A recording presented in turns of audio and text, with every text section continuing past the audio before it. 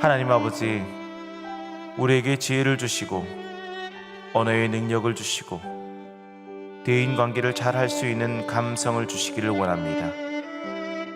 어떤 일이든지 잘 대처할 수 있는 순발력을 주시고 인내와 끈기와 책임감으로 맡은 일을 잘 감당하게 하여 주소서. 우리 교회와 담임 목사님과 당회와 모든 성도들의 가정에 필요한 것들이 때를 따라 돕는 은혜가 있기를 원합니다. 예수 그리스도의 이름으로 기도합니다. 아멘.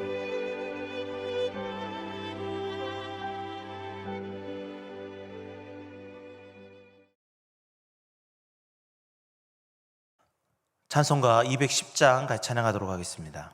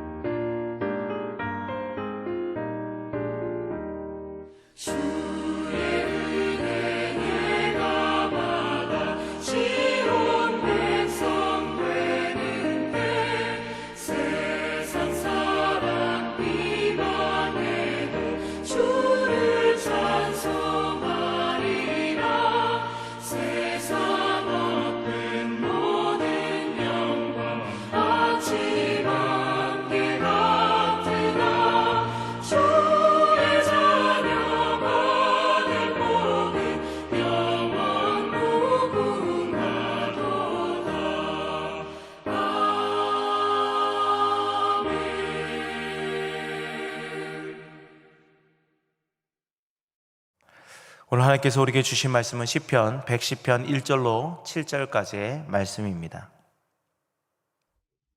시편 110편. 여호와께서 내 주에게 말씀하시기를 내가 네 원수들로 내 발판이 되게 하기까지 너는 내 오른쪽에 앉아 있으라 하셨도다. 여호와께서 시온에서부터 주의 권능의 규를 내보내시리니 주는 원수들 중에서 다스리소서. 주의 권능의 날에 주의 백성이 거룩한 옷을 입고 즐거이 헌신하니 새벽 이슬 같은 주의 청년들이 주께 나오는도다. 여호와는 맹세하고 변하지 아니하시리라. 이르시기를 너는 멜기세덱의 서열을 따라 영원한 제사장이라 하셨도다. 주의 오른쪽에 계신 주께서 그의 노하시는 날에 왕들을 쳐서 깨뜨리실 것이라.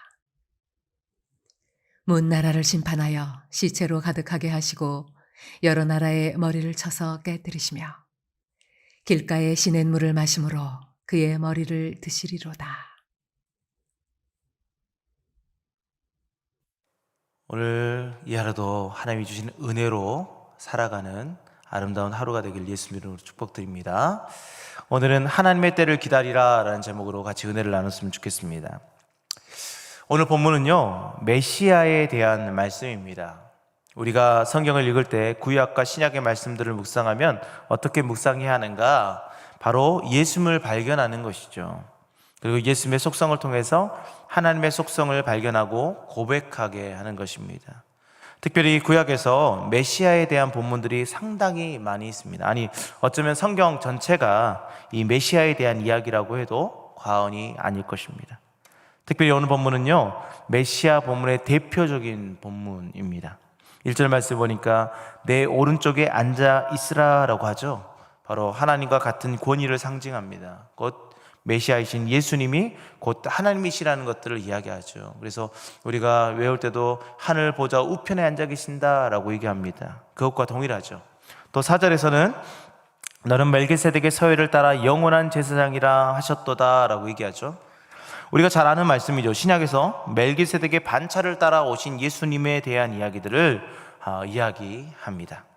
이렇게 시편 110편은요 메시아이신 예수님에 대한 이야기들로 가득 차 있습니다. 그러던 중에 5절 말씀에 이렇게 이야기하고 있습니다. 5절에 주의 오른쪽에 계신 주께서 그의 노하시는 날에 왕들을 쳐서 깨트리실 것이라. 아멘.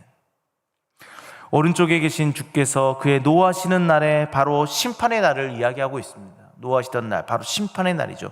그때 왕들을 쳐서 깨뜨리신다라는 것입니다. 여기서 중요한 단어가 바로 노하시는 날이라는 거죠. 시간의 개념은요 보통 두 가지로 이야기합니다. 전문가들은 뭐 세 가지로도 이야기하는데 보통 두 가지로 이야기합니다. 바로 크로노스와 카이로스의 시간이죠. 크로노스는 지금 시간이 하나하나 움직이고 있는 1초, 2초 이렇게 지나가고 있는 이 시간들을 크로노스라고 하고요. 카이로스는 일반적인 시간이 아니라 하나님의 때, 하나님께서 뭔가를 성취하시는 그 시간들을 이야기합니다. 그래서 예수님께서 내 때가 아직 이르지 않았다라고 얘기를 했죠. 그 얘기를 했던 이유가 뭡니까? 바로 십자가의 때, 카이로스의 그 시간을 의미하고 있습니다. 자, 그때 바로 이 카이로스의 때, 오늘 본문 또한 그 카이로스의 시간들을 이야기하는데요. 그것은 우리에게 하나님의 때, 하나님의 시간이 존재함을 다시 한번 말씀해 주고 있다는 것이죠. 우리가 생각하는 것과 다른 하나님의 때가 분명히 있다는 것입니다. 그리고 그 때가 오면 어떻게 되는가? 6절과 7절 말씀해 보니까 문 나라를 심판하여 시체로 가득하게 하시고 여러 나라의 머리를 쳐서 깨뜨리시며 길가의 시냇물을 마심으로 그의 머리를 드시리로다. 아멘. 모든 것을 쳐 부수게 됩니다. 하나님의 때 모든 것이 역전되어 버리죠. 그렇다면 우리는 이 하나님의 때가 있음을 기억하면서 어떤 삶을 살아가야 될까요? 첫째는요, 하나님의 때가 있음을 우리는 늘 기억해야 돼요. 그냥 하나님의 때가 있다라고 그냥 생각하고 끝나는 것이 아니에요. 하나님의 때가 있음을 늘 기억해야 되죠.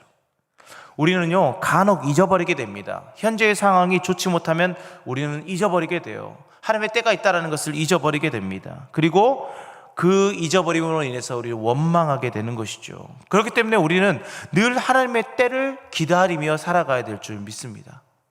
그 하나님의 때를 기억하는 거 중요하죠. 왜 시간마다 갑자기 무슨 일이 있을 때 그 때를 잊어버리면요 우리는 그것을 지킬 수가 없게 됩니다. 우리도 약속을 하게 되는데 그 약속을 하면서 어느 순간 잊어버리면, 그것을 놓쳐버리면 약속을 지키지 못하게 됩니다. 그러나 우리는 하나님의 때가 있음을 늘 기억하고 살아간다면, 다이어리에 적어놓고 늘 보면서 나아간다면 그것을 잊어버리지 않게 되겠죠.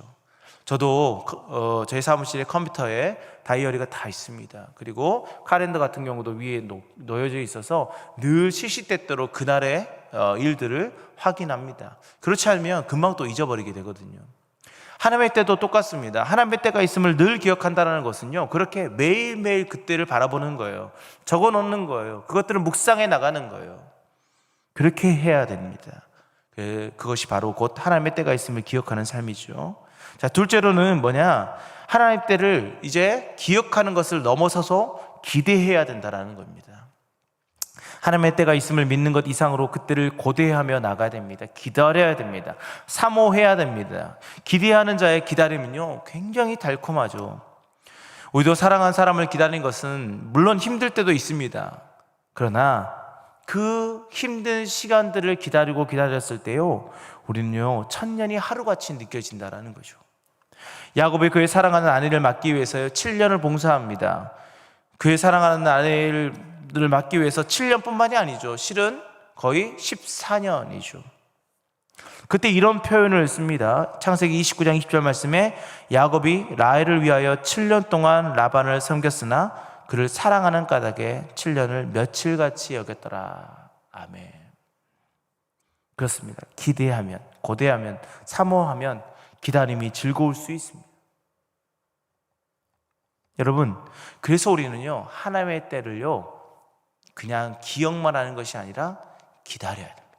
고대해야 됩니다. 세 번째로 뭐냐, 우리는요 하나님의 때를 기억하고 또 고대하고 기다린다면 뭘 해야 될까요? 준비하는 자가 돼야 되죠. 준비하는 자. 광야에 외치는 자의 소리, 광야에 외치는 자의 소리로 선포되는 이 새 요한의 말씀을 여러분들 아실 것입니다. 요한은요 하나님의 오심을 기다리며 그 길을 곱게 하였습니다. 우리 또한 하나님의 때를 준비해야 됩니다. 그 준비가 꼭 재림을 위한 준비가 아니고요, 우리의 삶 속에서 기도하고 기다리는 그 때를 기다리는 마음으로 준비해 나가야 되는 거죠. 예전에 했던 드라마 중에요 라켓소년단이라는 드라마가 있습니다. 예전에 정말 잘 봤고 지금도 간혹 그것들을 돌려보기도 합니다. 근데 거기서 코치 역을 했던 김상경 씨가 있습니다. 그 김상경 씨가 제자 한 명과 이렇게 상담하는 장면이 나옵니다. 근데 그 제자가 다른 사람들보다 실력이 떨어져요. 그래서 자기도 그것을 알고 있어서 운동을 포기해야 되나 라고 생각을 하고 있을 때 이 김상경 씨가 그 제자에게 했던 말이 뭐냐면, 자기도 선수 시절 때 후회하는 것이 있다라고 얘기를 합니다. 그 중에 한 게 뭐냐면, 자기는 다른 사람보다 더 월등히 뛰어나지 않았기 때문에 자기가 준비하지 않고 연습하지 않고 그냥 그럭저럭 살았답니다. 그러다 어느 한순간 기회가 왔답니다. 그 잘하는 사람이 부상으로 자기가 그 자리를 대신해야 될 때가 왔답니다. 그런데 그는 그 자리에 들어설 수 없었다라고 얘기합니다. 왜일까요? 준비하고 있지 않았기 때문이죠. 그래서 그 제자에게 말할 때 지금 준비된 삶을 살아라 라고 얘기했습니다. 그리고 결국에는 그 제자는 열심히 준비해서 자기가 다시 설 자리가 있었습니다. 그리고 그 자리에 당당히 서서 승리를 쟁취할 수 있었습니다. 여러분, 우리는 어떨까요? 하나님의 때 우리는 준비되어 있어야 하는데 우리는 준비되어 있습니까? 하나님이 우리를 쓰시겠다고 하는데 그 쓰시겠다라고 하는 그 시간대에 우리가 준비되어 있습니까?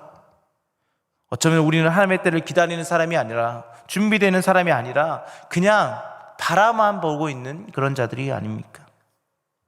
등불을 밝히기 위해 기름을 늘 준비하는 슬기로운 처녀들처럼 우리는 하나님의 때가 있음을 기억하고, 그게 정말의 마지막 예수님의 그 재림의 때뿐만이 아니라 우리가 기도하고 강구했던 그때, 하나님께서 분명히 성취하고 이루실 그때를 위해서 우리는 준비하는 삶을 살아내야 될 줄 믿습니다. 이제 말씀을 정리합니다. 사랑하는 성도 여러분, 하나님의 때가 있습니다. 우리의 일 가운데서 잘 안 풀리고 어려울 수도 있지만 하나님의 때는 분명히 존재합니다. 그게 예수님의 그 재림의 때뿐만이 아니라 우리가 살아가는 이 삶 순간순간마다 하나님의 때가 존재한다는 것이죠. 이루실 때가 있다는 겁니다. 그렇게 우리는요 그 때가 있음을 기억해야 돼요. 하나님께서 반드시 이루시겠구나 라는 것에 확신을 가지고 있어야 되죠. 그리고 그날을 고대해야 돼요. 기다려져야 돼요. 그렇다면 그런 삶을 어떨까요? 지금 현재의 삶이 낭망적이고 힘들고 어려울지라도 그때를 기다려지니까 그 힘듦이 기쁨으로 변하게 되는 것이죠. 그리고 우리가 하나님의 쓰임을 받을 수 있도록 늘 준비하고 있어야 되는 것이죠. 내가 그때가 되면 준비해야 되겠다. 아니요, 지금부터 그때를 위해 준비해야 됩니다. 그래야 우리가 하나님의 쓰임을 받을 수 있게 되는 것이죠. 바라는 것은 우리 서림의 모든 성도님들의 삶 가운데 하나님의 때가 이루어지길 원합니다. 그리고 그때가 우리의 승전가를 높이 부르는 때가 되기를 소원합니다. 그리고 여러분들 삶 속에서 그 하나님의 때가 이루어졌을 때에 하나님의 놀라운 은총이 여러분의 삶 가운데 있고, 또 여러분들이 그 때에 온전히 쓰임받는 우리 모든 성도들 되기를 예수님의 이름으로 축복드립니다. 기도하겠습니다. 하나님, 말씀을 통해서 우리에게 들려오는 음성은 하나님의 때가 있다라는 것입니다. 우리는 그 때를 분명히 알 수 없습니다. 하나님이 이루실 때가 있음을 믿사오니 그 때를 우리가 있음을 믿고 나아가게 하여 주시고, 또 그 때를 정말 고대하며 나아가는 저희가 되게 하여 주시옵소서. 더 중요한 것은 그 때를 준비하는 우리가 되게 하여 주시옵소서. 그 때가 되었을 때 실행하는 것이 아니라 그 때가 옴을 기다리면서 준비하면서 그 때가 왔을 때 하나님 앞에 우리의 모든 것들을 다 드리며 풍성한 은혜를 맛보며 살아가는 저희가 되게 하여 주시옵소서.